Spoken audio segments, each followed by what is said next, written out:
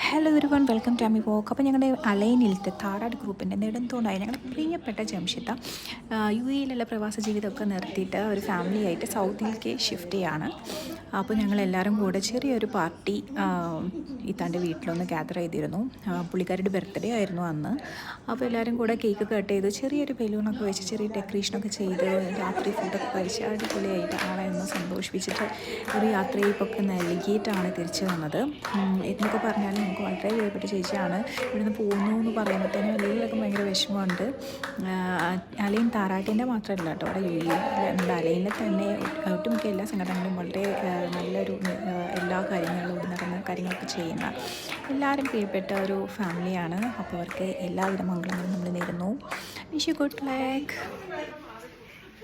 ഞങ്ങൾ ജനിച്ചിട്ടുണ്ട് യാത്രയിൽ സങ്കടപ്പെട്ടിരിക്കുകയാണ്.